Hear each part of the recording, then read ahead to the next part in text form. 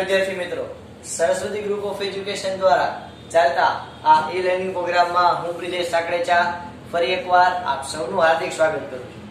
આપણે ધોરણ 10 ની અંદર વિજ્ઞાન વિષયની અંદર જગતની માલિકા કેમિસ્ટ્રીનો અભ્યાસ કરતા હતા.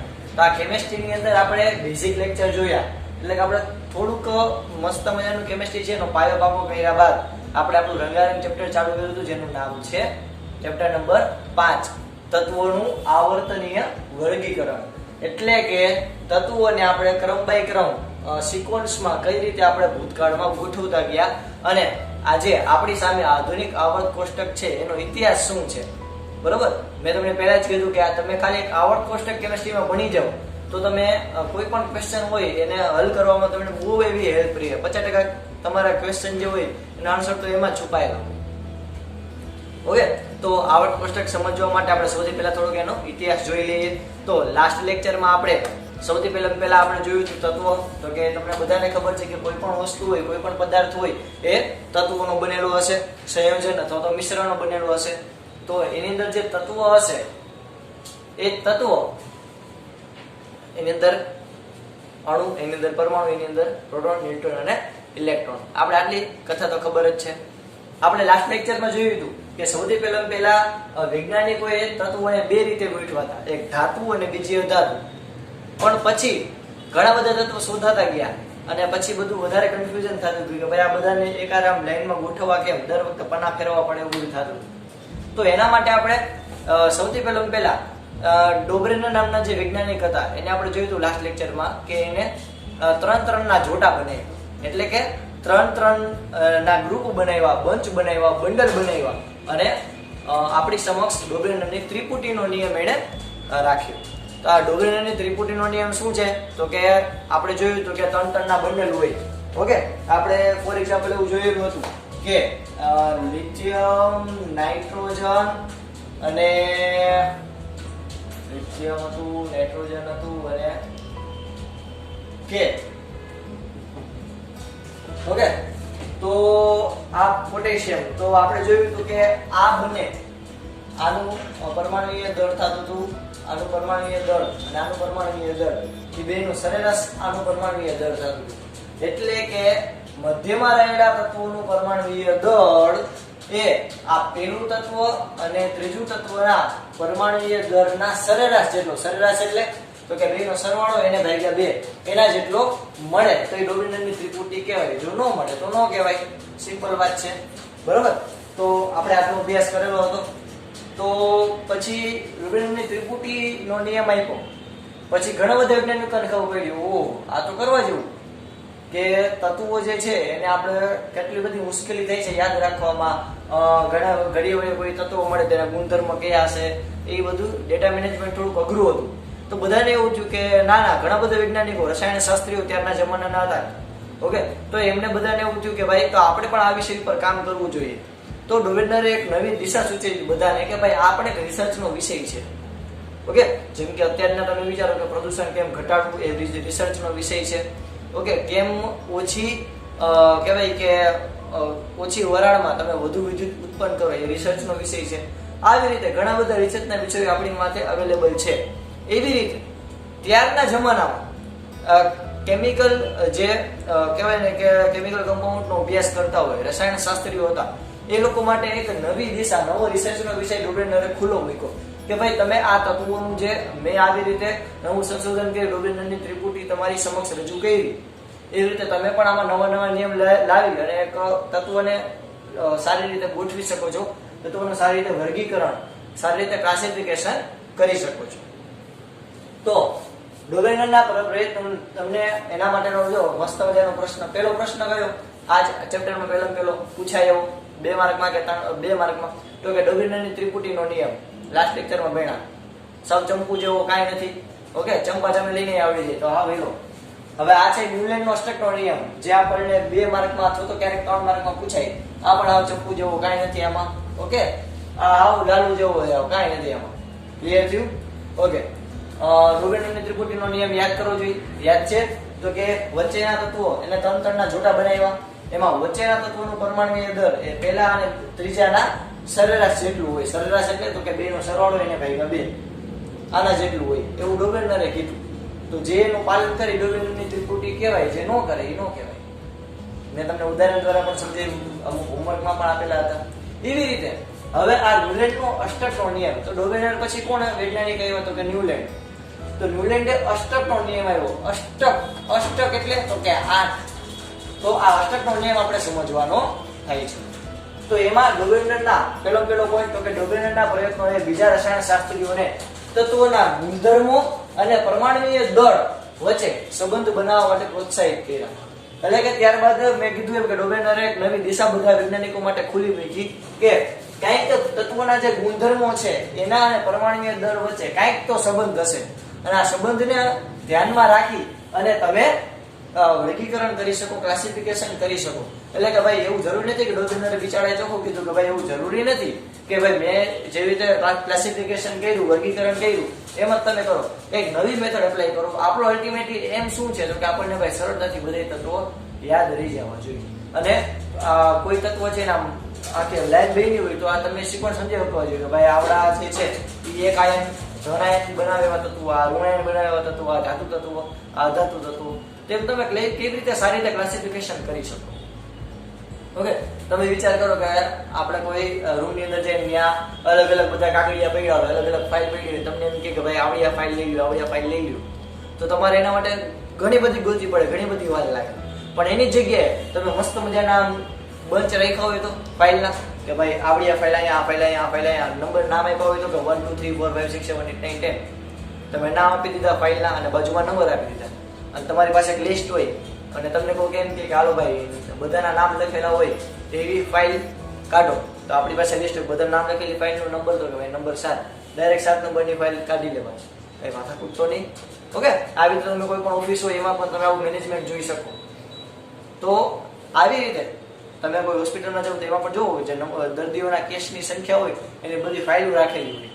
તો આવી રીતે આપણે આમાં પણ તત્વોના સારા ગુણધર્મો સમજવા માટે આપણે ક્લાસિફિકેશન કરીએ છીએ કે જેમાં આપણે અત્યારના બીજા સ્ટેજ ઉપર આવ્યા. એટલે કે પહેલા એટલે કેન્સરના સ્ટેજ નથી એટલે ત્રીજામાં પતાવી દેવાનું. પહેલામાં આપણે ડોબેનર ગણ્યા એની ત્રિપુટીનો નિયમ, બીજામાં આપણે અષ્ટકનો નિયમ કે જેમાં તત્વોના ગુણધર્મ અને પરમાણુય દળ વચ્ચે કંઈક સંબંધ હોય છે કે જેને લઈને તમે રિસર્ચ કરી શકો છો. એટલે કે પ્રોત્સાહિત કર્યા કોને તો કે ડોબેનરે, ડોબરમેન નહીં હો, ડોબરેનર. ઓકે, હવે ઈસવીસન 1866 માં સાલ આપેલી છે. ઓકે, ગુડના લ્યો, સાલ લ્યો, કાંઈ ફેર નથી પડતો. 1866 માં અંગ્રેજ વૈજ્ઞાનિક, ઓહો બહુ મોટી વાત કહેવાય, જ્હોન ન્યુલેન્ડ.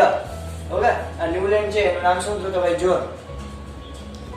ઓકે, જ્હોન ન્યુલેન્ડ એ તત્વોને પરમાણુય દળના ચડતા ક્રમમાં ગોઠવ્યા.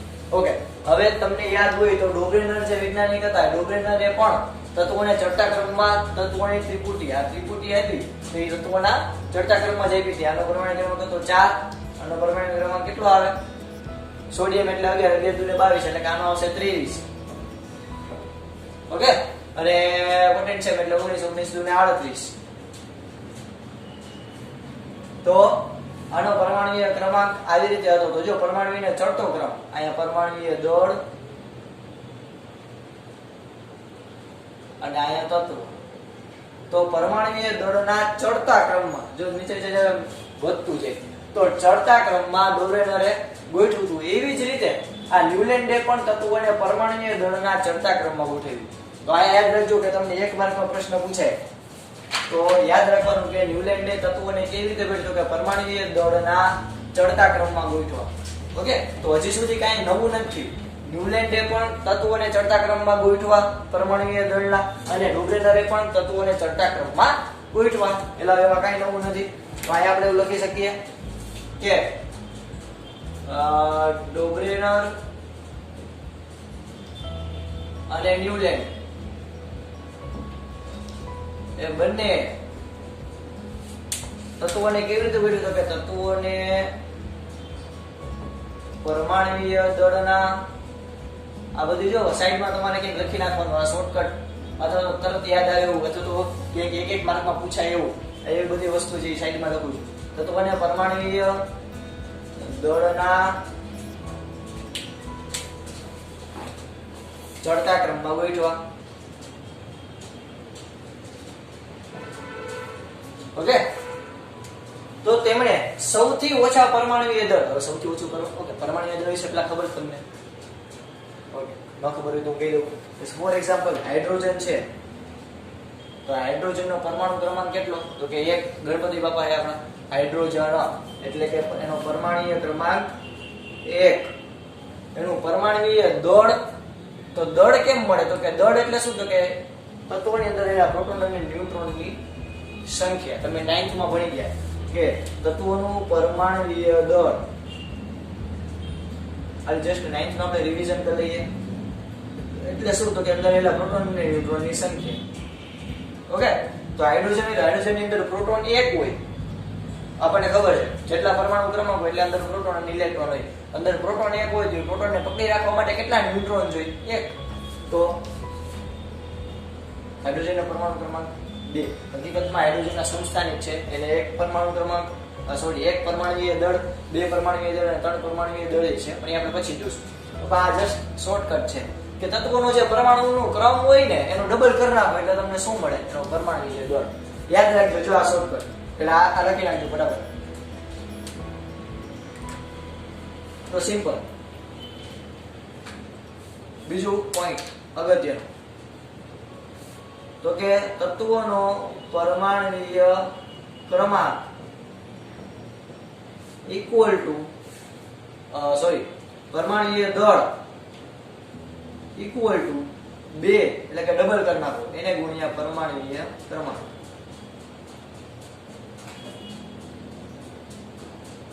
ઓકે, આ સૂત્ર ઓલમોસ્ટ બધી જગ્યાએ લાગુ પડતું હોય છે, પણ અમુક જગ્યાએ લાગુ પડતું નથી. જેમ કે સોડિયમનો પરમાણુ ક્રમાંક 11, તો 11 દુ 22 થાવ છે, પણ એનો છે 23. અમુક તત્વોમાં લાગુ નથી પડતું, પણ ઓલમોસ્ટ બધામાં લાગુ પડે છે. તો આ રીતે તમે યાદ રાખી શકો. તો તેમણે સૌથી ઓછા પરમાણુય દળ ધરાવતા હાઇડ્રોજન થી શરૂઆત કરી. એટલે કે આપણા ગણપતિ બાપા હાઇડ્રોજન થી શરૂઆત કરી અને 56માં તત્વ થોરિયમ સુધી લઈ ગયા. ઓકે, એટલે ત્યારના જમાનામાં એક શોધાતો હતો, તો બધા શોધવાના ધીરે ધીરે શોધાતા હતા. તેમાં 56મું તત્વ જે મળ્યું હતું થોરિયમ, ત્યાં સુધી ગોઠવ્યું. તો અહીંયા એક પ્રશ્ન પૂછાય કે ન્યુલેન્ડે કેટલા તત્વો સુધી ગોઠવણી કરી? તો કે હાઇડ્રોજન થી થોરિયમ. ઓકે, યાદ કેમ રાખશો? તો કે હાઇડ્રોજનને ન્યુલેન્ડે હાઇડ્રોજનને થોર બનાવી દીધો, અથોડાવાનો, બરોબર? એટલે થોરિયમ. ઓકે, હવે આ ન્યુલેન્ડની એક અગત્યની નોંધ યાદ રાખજો. આ તમે એક્ઝામ ની અંદર આ ક્વેશ્ચન પૂછાય તો પહેલા તો તમે આ લખશો કે રોબેનના પ્રયત્નોએ બીજા રસાયણ શાસ્ત્રી છે એને પણ પ્રેરિત કર્યા. તત્વોના ગુણધર્મો અને પરમાણુય દળ વચ્ચે કંઈક સંબંધ છે એ તપાસો. પછી તો કે આનું કે એને તત્વોના પરમાણુય દળના ચડતા ક્રમમાં એને આખી સિક્વન્સ બનાવી અને એને ક્યાં સુધી? તો કે હાઇડ્રોજન થી થોરિયમ સુધી એને માહિતી આપી. અને એની નોંધ શું છે? જો આ અગત્યનો કે દરેક 8મા તત્વના ગુણધર્મો એ પ્રથમ તત્વના ગુણધર્મો સાથે સામ્યતા ધરાવે. એટલે કે એને એક આખું મસ્ત મજાનું કોષ્ટક બનાવ્યું કે જેને અષ્ટકનો નિયમ કે આખું એક મસ્ત મજાનું કોષ્ટક બનાવ્યું.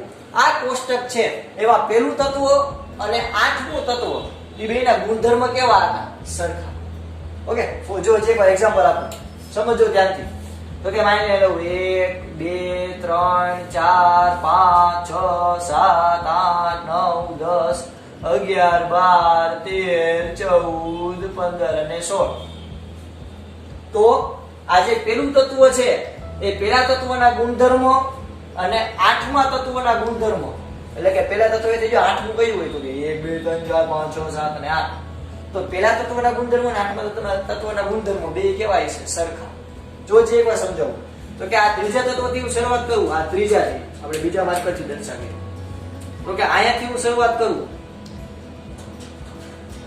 તો અહીંયાથી 8મું તત્વ કયું થઈ? તો કે 1 2 3 4 5 6 7 અને 8. તો આનું તો ત્રીજા અને 10માના બેના ગુણધર્મ કેવાય છે? સરખા. હજી એકવાર સમજાવું છોકરો. આપણે ફોર એક્ઝામ્પલ લઈ લે 6. તો છઠ્ઠું એટલે અહીંયાથી આપણે 8 લખી જવાનું, અહીંયાથી 8મું ગણવાનું. 1 2 3 4 5 6 7 અને 8. ઓકે, હજી એક વાર 1 2 3 4 5 6 7 અને 8. એવી રીતે અહીંયાથી 1 2 3 4 5 6 7 અને 8. તો છઠ્ઠું અને 13મા તત્વ, છઠ્ઠું અને 13મા તત્વના ગુણધર્મો બે કેવા છે?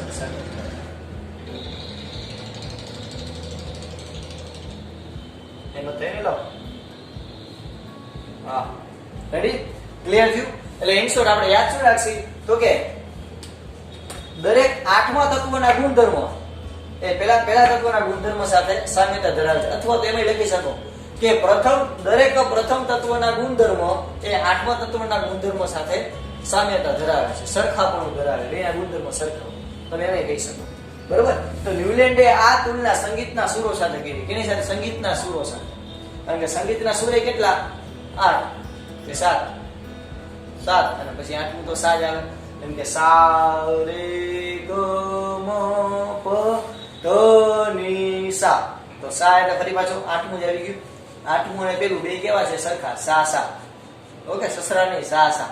એવી રીતે સા રે ગ મ પ ધ ની સા. તો પેલું અને આઠમું બે કેવા છે? સરખા. સા. ઓકે, તો એવી રીતે એને સંગીતના નિયમ સાથે સરખે. તો આયા ન્યુલેન્ડનો અષ્ટકનો નિયમ તમારી સમક્ષ રંગારંગ કાર્યક્રમ લઈને લઈ આવી છે. અષ્ટકનો નિયમ શું કે છે? તો કે તત્વોને જ્યારે તેમના પરમાણુય દળના ચડતા ક્રમમાં ગોઠવવામાં આવે. ઓકે, ન્યુલેન્ડે ચડતા ક્રમમાં ગોઠવતા.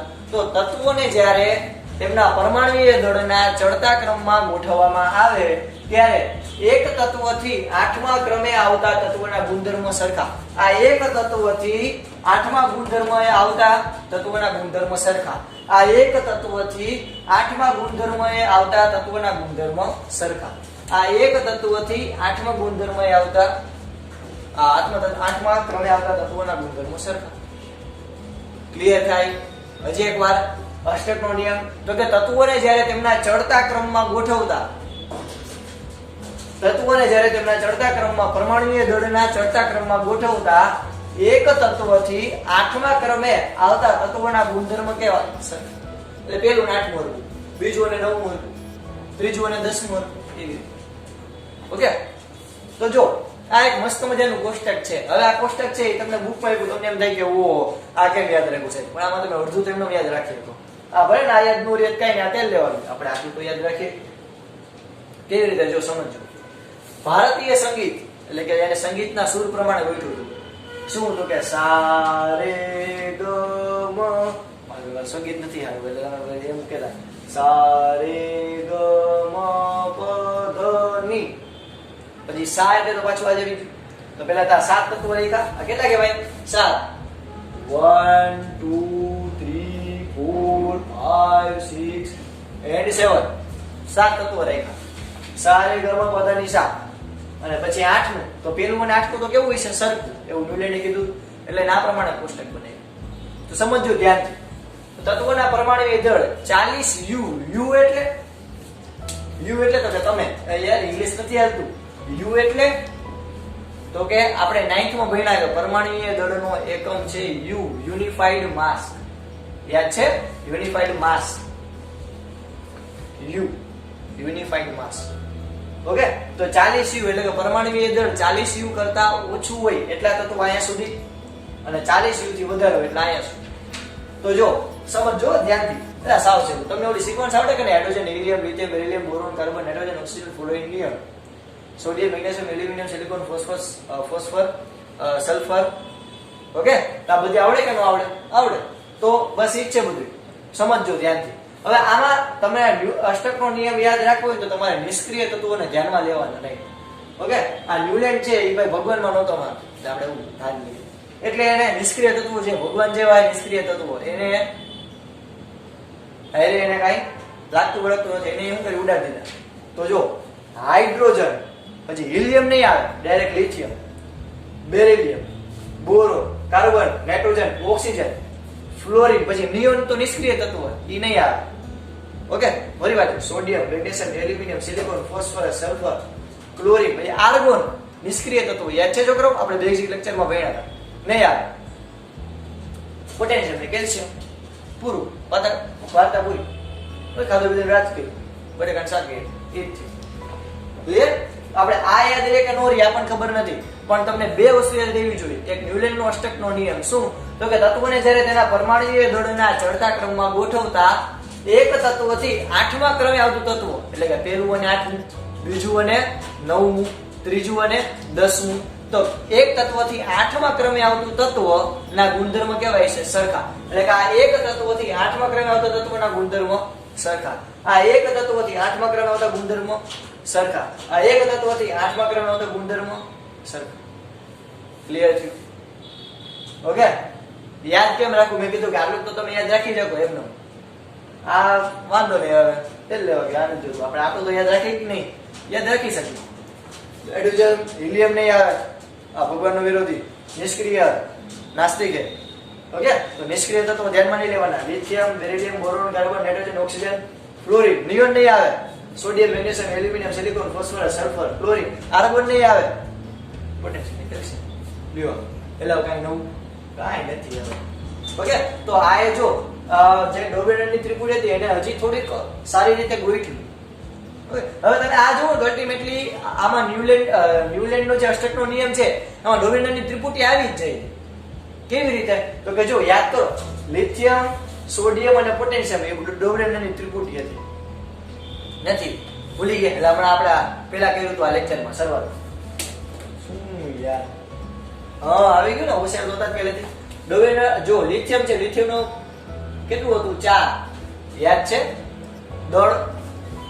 પોટેશિયમ નું હતું 38 અને સોડિયમ નું હતું 23. યાદ કરો તો આ બેની સરેરાશ. ઓકે, તો જો આ ડોબેરનની ત્રિપુટી થઈ, તો એવી રીતે આ પણ ડોબેરનની ત્રિપુટીનું પાલન કરતું હોય છે. ઓકે, આ ચેક કરજો તમે, હોમવર્કમાં આપું છું. આ પણ તમે ચેક કરજો, હું હોમવર્કમાં આપું છું કે આ બંને ડોબેરનની ત્રિપુટી થાય. તો આયા આપણે એવું કહી શકીએ કે આ ન્યુલેન્ડ અષ્ટકનો નિયમ છે, એની અંદર ડોબેરનની ત્રિપુટી તો આવી જ ગયેલો. ઓકે, તો આ ડોબેરનની ત્રિપુટી સાથે સામ્યતા ધરાવે છે. ક્લિયર થયું છોકરાઓ? ક્લિયર? ઓકે, દંડના દંડ, અષ્ટકનો નિયમ એટલે કે પરમાણ્વીય દળના છઠ્ઠા ક્રમમાં તત્વોને ગોઠવવામાં આવે તો એક તત્વથી 8મા ક્રમે આવતું તત્વના ગુણધર્મ સરખા. યાદ કેમ રાખશો? તો કે પહેલા તો સંગીતના સૂર લખી નાખવાના. સારેગામા પધની 7 ફરી પાછું રિપીટ થયું એટલે નહીં આવે. 7 સૂર લખી નાખ્યા.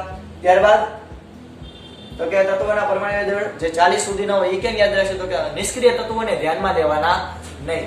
ઓકે, નિષ્ક્રિય વાયુ કે જે ભગવાન જેવો હોય એને ધ્યાનમાં લેવાના નહીં. અને એનું લાઈનમાં લખી નાખવાનું. લાવ્યું હા કાંઈ નથી. અને આ 40 થી વધારે કે જે તમારા માટે ખાલી માહિતી માટે. ઓકે, તો એક્ઝામમાં પૂછાય ન્યુલેન્ડ અષ્ટકનો નિયમ લખો તો આપણે આટલું લખવું પડે. ક્લિયર થયું છોકરાઓ? તો આજે લેક્ચરમાં આપણે આ સુધી રાખીએ છીએ. આ બધું તમે તમારી પાકી બુકની અંદર મસ્ત મજાને રંગબેરંગી મેં લખ્યું છે એ જ રીતે પોઈન્ટ પાડી રંગબેરંગી પેનથી લખી દેજો કે જેથી આપણે વાંચવામાં, રિવિઝન કરવામાં સરળતા રહે. આ સુધી રાખીએ. જય ભારત, જય હિન્દ લખી નાખજો છોકરાઓ.